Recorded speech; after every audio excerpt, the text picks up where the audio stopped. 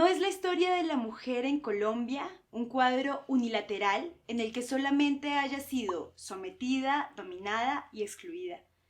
No hay que olvidar que entre la ley y los ideales, elaborados e impuestos ante todo por los hombres, y la realidad, conformada también por las formas de rebeldía y afirmación de la mujer, había con frecuencia una gran distancia.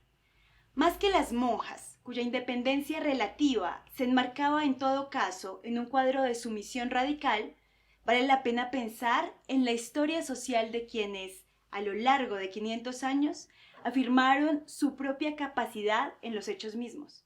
Pienso, por ejemplo, en todas las mujeres que durante el periodo colonial o el siglo XIX actuaron como empresarias, tanto entre los grupos de propietarias de minas del occidente, como en el ruidoso y combativo gremio de las productoras y vendedoras de aguardiente de Cartagena, que llenaron el siglo XVIII con sus agitados conflictos con las autoridades locales y peninsulares. O en esa activísima corte de mujeres dedicadas a la enseñanza a finales del siglo XIX y comienzos del siglo XX, o en las brujas, que alcanzan a entreverse en el trabajo de Diana Ceballos Gómez. Mazamorreras, pulperas, venteras de camino nos demuestran que la mujer no se atenía necesariamente a la letra de la ley.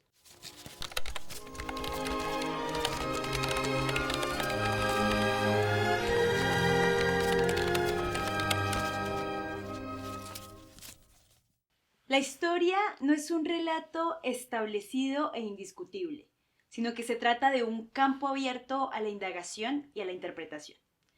El saber histórico se mantiene en la búsqueda de elementos para reconstruir el pasado y no para de elaborar métodos y teorías para interpretar las huellas que aún subsisten de otros tiempos. Debemos sospechar de esos relatos que nos muestran la historia como algo ya definido e indudable, o como algo a lo que debemos aproximarnos solo de una forma.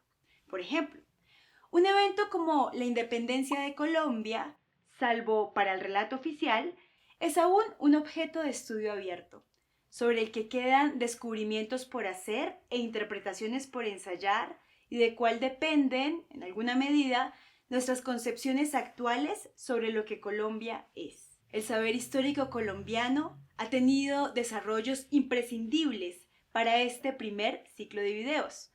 Nos referimos en concreto a la nueva historia de Colombia, la historia de las mujeres, la historia de la vida privada. Veremos ahora en qué consisten estos enfoques sobre la historia y por qué resultan tan útiles para reflexionar sobre la historia de las mujeres en Colombia. La nueva historia de Colombia surgió en la década de 1960. Se trata de una corriente de estudios que implicó la profesionalización de los historiadores en nuestro país, la implementación de métodos basados en la consulta, ordenación y análisis de las fuentes primarias y el uso creativo de teorías rigurosas para el análisis del material de archivo. Estas teorías, que ahora se querían aplicar a la historia de Colombia, se habían elaborado ya en Europa, en el siglo XIX y en la primera mitad del XX, y buscaban hacer de la historia un campo legítimo de investigación científica. La nueva historia de Colombia implica la unión del saber histórico con los avances de otras ciencias sociales, tales como la geografía, la economía, la demografía, etc. Se propone explicar, con fundamento empírico y teórico, y valiéndose de metodologías que dieran validez a sus interpretaciones, el devenir histórico de Colombia en sus dinámicas generales y en sus instituciones sociales.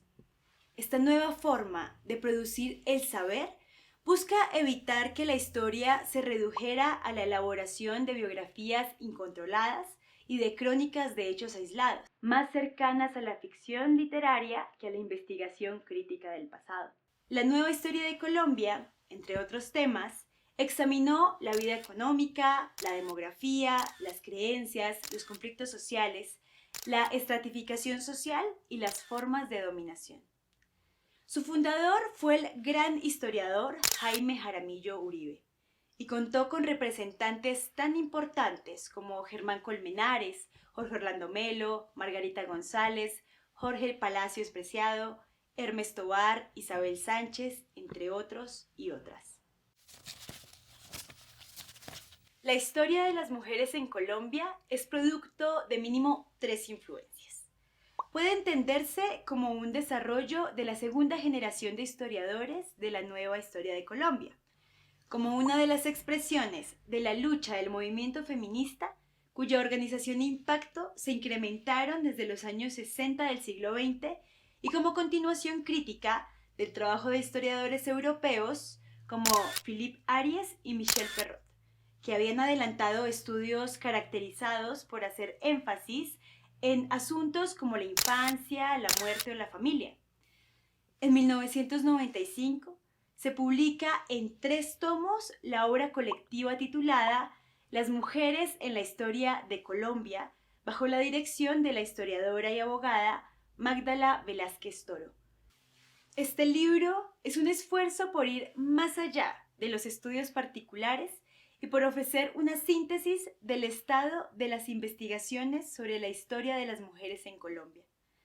Pese a las muchas deficiencias de esta obra, puede notarse como uno de sus logros el ofrecer evidencia suficiente sobre la necesidad de reinterpretar nuestro pasado, indagando por los diferentes y complejos papeles que las mujeres han desempeñado en la trayectoria histórica en Colombia.